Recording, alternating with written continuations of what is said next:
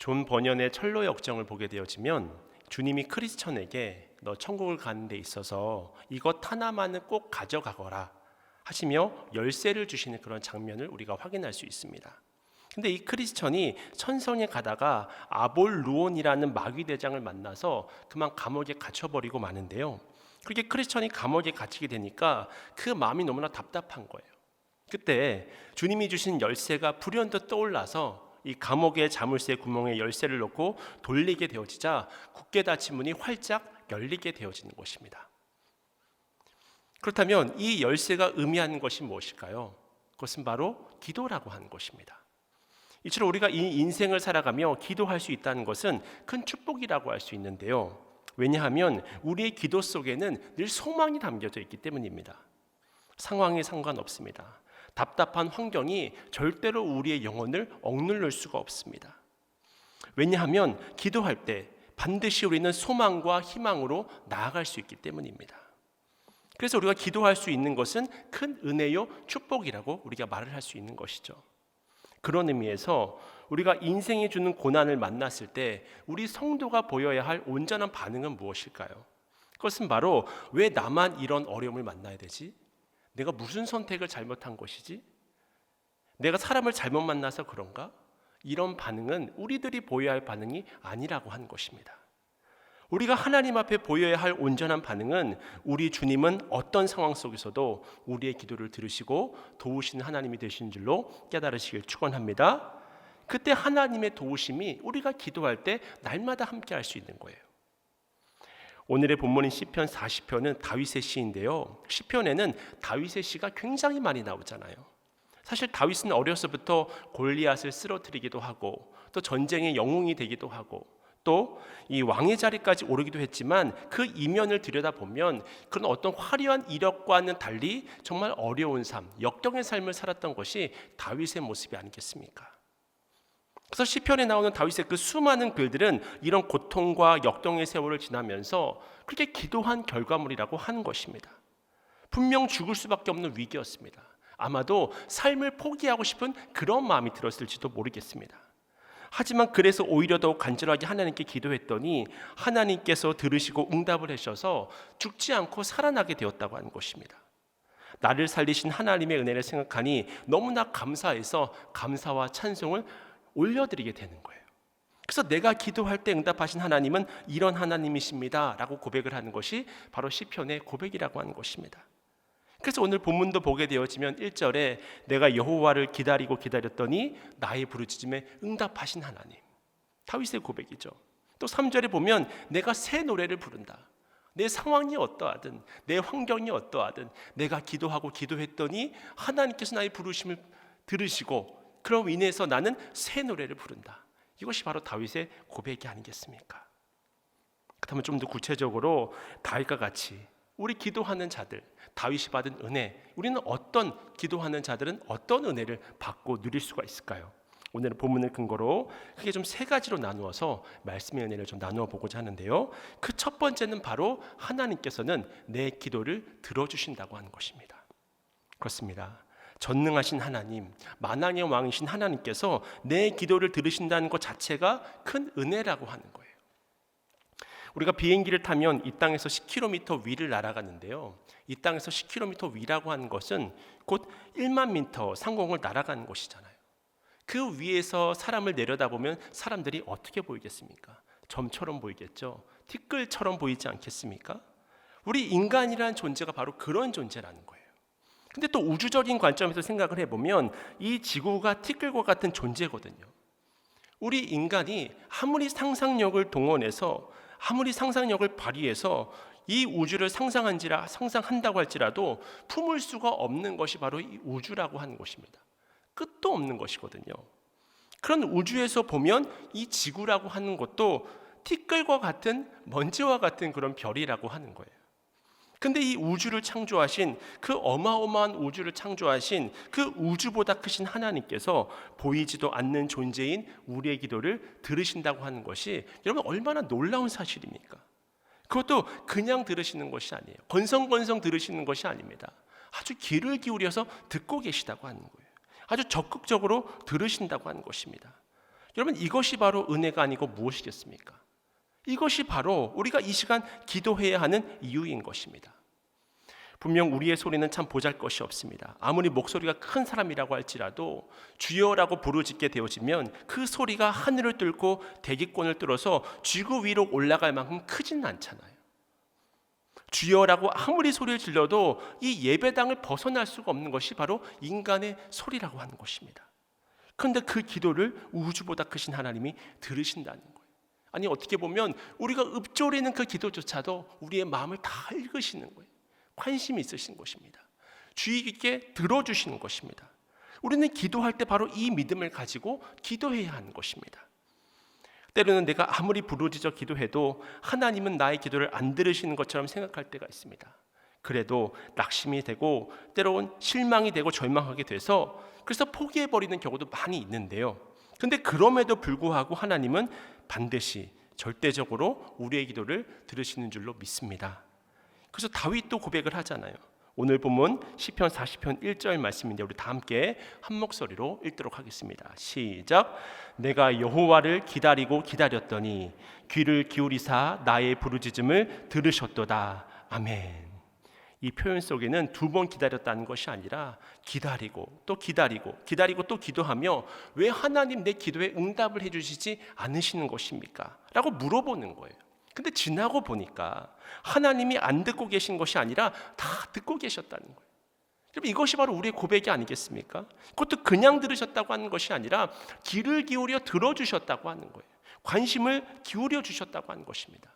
이것이 바로 다윗의 고백이잖아요. 그래서 우리가 시편을 읽다 보면 초반에는 왜 하나님 내 부르짖음을 안 들으실까, 이런 이야기들이 시편 기자를 통해서 많이 언급이 되어지는데요. 그러나 결국에는 그 기도를 들으시고 변화시키시는 하나님의 역사를 기록해 놓은 책이 바로 시편이 될 수밖에 없다는 것입니다. 이건 우리도 마찬가지죠. 이처럼 크고 놀라우신 하나님이 과연 나같이 부족한 사람의 기도를 들으실까? 분명 우리는 기도하다 보면 이런 의문이 생길 수도 있는데요. 그때마다 우리 하나님은 반드시 우리의 기도를 들으시는 줄로 깨달으시길 축원합니다. 이 사실을 믿어야 하는 거예요. 이것이 바로 하나님이 기도하는 사람들에게 베푸시는 첫 번째 은혜라고 하는 것입니다. 두 번째로 하나님이 기도를 할 때 베푸시는 은혜는 무엇이냐면 내 삶을 견고하게 하시는 은혜라고 하는 거예요. 유기성 목사님의 1시간 기도라는 책에 소개된 이야기인데요. 이 멕시코에서 사역하는 선교사님이 여자아이 하나를 입양했다고 합니다. 친아버지에게 무참한 학대를 받았던 아이를 겨우 구출했는데 하나님이 그 아이를 입양하라는 마음을 주셨다는 거예요. 선교사님이 이제 너는 내 딸이야. 내 딸이니까 어려워 말고 무엇이든지 필요한 걸 이 아빠에게 구해보렴. 그렇게 이야기를 했던 거예요. 하지만 안타깝게도 아이는 선교사님에게 어떤 것도 구하지 않았다고 합니다. 딸이라고 한다면 아빠에게 아빠 이것 좀 사주세요, 아빠 저것 좀 해주세요 투정하고 또 그렇게 매달려야 정상일 텐데 한 번도 울지도 않고 뭘 달라고 하지도 않고, 그러니까 사랑을 받아본 적이 없으니까 버림받을까 봐 두려워서 미처 그러한 것들을 부탁할 여력이 없었던 거예요. 그런데 어느 날 이 아이가 선교사님에게 다가와서 조용한 목소리로 말했다고 합니다. 아빠, 신발끈이 하나 필요해요. 아빠, 신발끈이 하나 필요해요. 선교사님이 그 이야기를 듣는데 눈물이 왈칵 쏟아졌다는 거예요. 이 아이가 내게 필요한 것을 달라고 했네. 근데 그것이 그렇게 감사했다고 하는 것입니다. 여러분, 이것이 하나님의 마음이라고 하는 거예요. 우리가 기도하는 것을 하나님이 기뻐하시는 줄로 믿습니다. 지금 이 시간도 하나님이 우리의 기도를 들으시길 원하시는 거예요. 부탁하시면 그것을 즐겨하세요. 기뻐하십니다. 그리고 그 우리의 기도를 들어주시기를 원하시는 거예요. 그래서 기도하면 우리의 삶은 반드시 모래 위가 아니라 든든한 반석 위에 세워지게 되는 것입니다. 그렇습니다. 하나님이 내 기도를 들으시기만 하시고 아무것도 하지 않는 하나님이라고 한다면 우리의 기도라고 하는 것은 공허한 소리에 지나지 않을 것입니다. 하지만 하나님은 우리의 기도를 들으실 뿐만 아니라 응답하신 하나님이 되신다는 것입니다. 그래서 우리가 기도할 때 우리의 삶은 견고하게 되는 것입니다. 사실 세상 사람들은 자신들의 삶을 견고하게 하기 위해서 학벌을 중요히 여기기도 하고 또 돈을 많이 벌기 위해서 그렇게 애를 쓰잖아요. 왜냐하면 그렇게 성공해야지만, 그렇게 많은 재물을 내가 쌓아놓고 있어야지만 그것이 바로 내 삶을 견고하게 할 수 있을 것이라고 생각을 하기 때문입니다.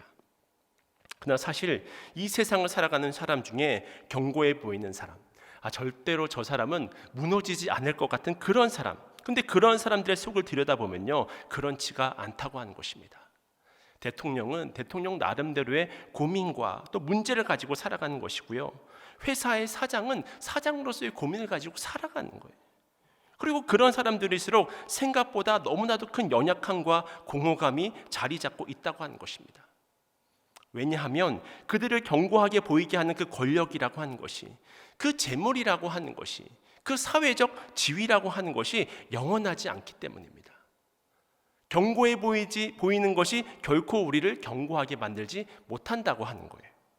그러나 하나님이 우리의 삶을 견고하게 만드시면 아무리 겉으로 보기에 유약해 보여도 그 인생은 견고한 인생이 되는 줄로 믿습니다. 그래서 다윗은 시편 40편 2절에서 이렇게 표현을 하는데요, 우리 다 함께 2절 말씀 함께 읽겠습니다. 시작. 나를 기가 막힐 웅덩이와 수렁에서 끌어올리시고 내 발을 반석 위에 두사 내 걸음을 견고하게 하셨도다. 아멘. 다윗의 표현이 참 놀랍잖아요. 기도했더니 안 들으시는 것 같던 하나님께서 나를 깊은 수렁과 웅덩이로부터 집어서 끌어올리셨다고 하는 거예요. 그 어떤 수렁의 자리라고 할지라도 팍 잡아서는 쫙 끌어올리시는 것입니다. 그분이 바로 우리 하나님이라고 하는 거예요. 때로는 수렁이나 운동이나 이 늪이라는 것에 한번 빠지면 아무리 애를 써도 빠져나올 수 없을 때가 있거든요. 저도 예전에 중고등부 전도사로 사역을 할 때 이 수련회를 이 원주 수양관으로 갔었는데, 그때 이제 물놀이를 하기 위해서 이제 그 트럭을 가지고 여러 좀 장비들이 있어서 이 물가까지 가져갔던 경험이 있습니다. 근데 이 모래가 있는지 미처 못 보고 이 바퀴가 빠져버린 거예요. 근데 이 바퀴가 빠져버린 상태에서 몸부림을 치면 칠수록 더 깊이 빠져드는 것이 수렁이잖아요. 그래서 제가 악셀레이터를 밟으면 밟을수록 더 깊이 차가 들어가서 아주 공경을 겪었던 그런 경험이 있는데요, 이건 우리의 인생도 마찬가지라고 하는 것입니다. 어떤 문제가 있어서 내 힘으로 그 문제를 해결하려고 그렇게 애쓰고 수고하고 노력하면 노력할수록 그 문제가 해결되기는커녕 더욱 깊은 수렁에 빠져들어가는 것입니다. 문제라고 하는 것이 더 악화되어져 가는 것입니다. 우리 인간이 하는 일이 그렇습니다. 우리가 겪는 질병의 문제라든지 가난의 문제라든지 자녀의 문제라든지 또는 인간관계의 문제, 우리가 살아가면서 무슨 문제가 이렇게나 많은지, 게다가 내가 이것을 어떻게라든지 풀어보려고 하면 할수록 더욱더 깊은 수렁 속에 빠져드는 것을 우리는 많이 경험하지 않았습니까? 이것을 다윗은 3000년 전의 사람이지만 느끼면서 살았던 거예요. 혹시 이 자리에서 예배드리시는 여러분들 중에 수렁에 빠져서 모든 것을 포기하거나 도망쳐버리고 싶은 그런 생각이 드시는 분이 계실까요? 그 마음이 든다면 이 시간 무엇을 하셔야 될까요? 기도하시길 축원합니다. 기도하셔야 합니다. 놀라운 것은 다윗이 그렇게 기도를 했더니 하나님께서 들으시고 그 수렁이나 늪에 빠진 것 같은 자기를 들어 올리셨다고 하는 것입니다. 그리고 그것으로 끝난 것이 아니라 그 발을 반석 위에 세워두시는 거예요. 안전하게 하시는 것입니다. 보호하시는 것입니다. 지켜주시는 것입니다. 제가 등산을 자주 하진 않지만 산에 올라가면 항상 하는 일이 있습니다. 그것은 가장 안전한 가장자리로 가서 산 아래를 내려다보는 건데요, 그렇게 우리가 정상에 올라서 산 아래를 내려다보게 되면 우리의 가슴이 시원해지고 뻥 뚫리는 것 같은 그런 경험을 할 때가 많이 있지 않습니까? 근데 우리가 아래를 내려다보려고 설 그 벼랑 끝이 견고한 반석이 아니라 흙이라든지 약한 모래로 되어 있다고 한다면 그곳에 서 있을 사람은 아무도 없을 것입니다. 왜냐하면 그곳에 서 있다가는 자기도 모르게 낭떠러지로 떨어질 수밖에 없기 때문입니다. 그래서 벼랑 끝에서 밑을 내려다보는 사람은 항상 가장 안전한 곳, 바위 위에 설 수밖에 없는 거예요. 이처럼 반석 위에 서 있는 사람은 위태로운 상황에서도 두렵지 않습니다. 왜냐하면 위태롭기는 해도 결코 무너지지 않는다는 것을 알기 때문입니다. 그래서 오히려 그 상황을 즐길 수가 있는 거예요. 관망할 수가 있는 것입니다. 마찬가지로 내가 기도했더니 하나님은 수렁과 같은 곳에서 끄집어내셔서 끌어올리십니다. 그리고 우리를 어디다 두십니까? 위태한 자리, 불안한 자리, 또다시 빠져들 것 같은 수렁에 세우시는 것이 아니라 반석에 세우시는 하나님을 찬양하시길 바랍니다. 그분이 바로 우리 하나님이시라고 하는 거예요. 이처럼 우리가 기도할 때 우리의 삶을 견고하게 하시는 것이 기도하는 자에게 베푸시는 하나님의 은혜라고 하는 것입니다. 그런 점에서 내가 기도하는 것 자체가 은혜이자 축복이 될 수 있다고 하는 것이죠. 이제 마지막으로 우리 기도하는 자에게 베푸시는 주님의 은혜는 무엇일까? 그것은 바로 우리가 기도할 때 하나님 우리 기도를 주의 깊게 들으실 뿐만이 아니라 우리를 쓰렁에서 끄집어 올려서 반석 위에 세우실 뿐만이 아니라 새 노래를 부르게 하시는 분인 줄로 믿습니다. 이것은 다윗의 고백인데요. 우리 다 함께 오늘 본문 3절 말씀인데요. 우리 함께 읽겠습니다. 시작. 새 노래 곧 우리 하나님께 올릴 찬송을 내 입에 두셨으니 많은 사람이 보고 두려워하여 여호와를 의지하리로다. 아멘. 여러분, 노래라는 것이 무엇입니까? 이 노래라고 하는 것은 내가 기쁠 때 나오는 것이거든요. 두려울 때 노래하기는 힘듭니다. 내가 기쁠 때 나도 모르게 흥얼거리는 것, 콧노래를 부르는 것, 뭔가 좋은 일이 있는 것이죠. 그래서 어떤 사람이 그런 콧노래를 부르고 있는 것을 보고 무슨 좋은 일 있으세요? 그렇게 물어보면 어떻게 하셨어요? 그런 이야기를 하는 거죠. 내 마음이 반응을 하는 것입니다. 기분 좋은 일이 있기 때문에, 즐거운 일이 있기 때문에 노래를 부르게 되는 거예요. 내 머릿속에서 너 지금 기분이 좋으니까 노래를 불러라가 아니라 그냥 조건 반사적으로 나오는 것이 바로 노래라고 하는 것입니다. 이것이 바로 새 노래라고 하는 것입니다. 어떤 상황 속에서도 견고한 반석 위에 나를 세우시는 그 하나님을 신뢰할 때 우리에게는 날마다 새 노래가 울려 퍼지는 거예요. 그래서 오늘 보면 다윗의 고백이 무엇입니까? 내가 탄식 중에 하나님께 기도했더니 하나님의 응답과 기도를 체험하게 되었고 주님께서 새 노래를 부를 수 있도록 우리를 변화시켜 주셨다. 이것이 바로 다윗의 고백이 아니겠습니까? 어떤 집 2층에 불이 났는데요. 엄마가 아이를 데리고 그 불난 집에서 막 빠져나오려고 하는데 연기가 막 나니까 아이가 무서워서 그 연기 밑으로 내려가지를 못하고 다시 2층으로 올라간 거예요. 근데 계속 불길이 휩싸이고 또 연기가 가득 차니까 창문을 열은 것이죠. 그때 이 아이의 아버지가 창밖에서 이렇게 이야기합니다. 얘야, 아빠가 너를 붙잡아 줄 테니까 빨리 뛰어내려. 그랬더니 이 아이가 아빠, 근데 나는 아빠가 보이질 않아요. 연기 때문에 보이질 않아요. 무서워요. 그때 아빠가 이야기를 합니다. 알아. 그런데 내가 널 보고 있어. 그러니까 아빠를 믿고 뛰어내려. 그렇습니다. 우리가 하나님을 신뢰하지 못하는 이유 가운데 하나가 우리 눈에 보이지 않는다는 것입니다. 하나님을 볼 수 없으니 하나님이 예비하신 길이 보이지 않아 절망스러울 때가 있습니다. 이때 하나님이 우리에게 말씀하시는 것이 무엇이냐면 내가 너를 보고 있다고 하는 것입니다. 내가 너를 인도한다고 하는 거예요. 그러니 내가 나를 의지하고 믿고 따라와. 그리고 결국 기도함으로 그 음성에 순종하여 하나님께 믿음으로 나아갈 때 하나님을 향해서 우리의 인생을 던지고 하나님을 향해서 온전함으로 나아가게 될 때 반드시 그 결론은 오늘 본문의 다윗과 같이 새 노래를 부르게 되는 줄로 깨달으시길 축원합니다. 그래서 오늘의 말씀은 다 함께 그 시편 40편을 내용으로 한 찬양을 함께 부르며 정리하고자 하는데요. 우리가 좀 전에 호산나 찬양단도 찬양을 했는데 우리 하나님의 음성을 우리 1절만 한번 말씀을 기억하시면서 좀 새 노래로 한번 불러보기를 원합니다. 하나님의 음성을 하나님의 음성을 듣고자 기도하면 귀를 기울이신 나의 기도를 들어주신다 하네. 깊은 웅덩이와 수렁에서 끌어주시고 나의 발을 반석 위에 세우시사 나를 튼튼히 하셨네. 새 노래를 부릅시다. 새 노래로 부르자 라라라. 하나님께 올릴 찬송을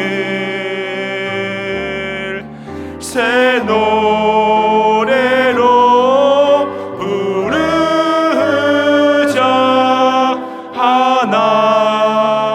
하나님 사랑을. 아멘. 너무 좋네요. 새 노래로 부르니까 하나님의 은혜를 찬양하고 하나님의 감사를 고백하고 얼마나 아름답습니까? 우리가 새벽 기도의 용사가 되고 우리가 속한 모든 처소에서 기도의 사람이 될 때 다윗의 이 찬양의 고백은 우리의 고백이 될 줄로 믿습니다. 반드시 하나님은 우리의 기도를 들으시고 깊은 웅덩이와 수렁에서 끌어내 주시며 결국은 우리를 든든한 반석 위에 세워주셔서 우리를 새 노래를 부르게 하신다는 거예요. 날마다 새로운 새 노래, 매 순간 새로운 새 노래를 부르게 하시는 분이 바로 우리 하나님이라고 하는 것입니다. 이제 2월의 마지막 날이고 내일부터 3월이 시작되는데요, 이 봄의 기도를 통해서 주님과의 더 깊은 교제 가운데 들어가시길 바랍니다. 우리가 간절히 기원하지 않다고 하더라도 다가오는 3월 계절의 흐름에 따라서 봄은 오게 마련이지만 우리의 영혼의 봄은 절대로 저절로 오지 않습니다. 이 사실을 기억하시면서 매 순간 말씀과 기도의 자리를 지키시길 바랍니다. 그러므로 날마다 온전한 믿음으로 주님께 늘 영광 돌려드리는 삶을 살아가시는 여러분 모두가 되시기를 주님의 이름으로 축원을 드립니다.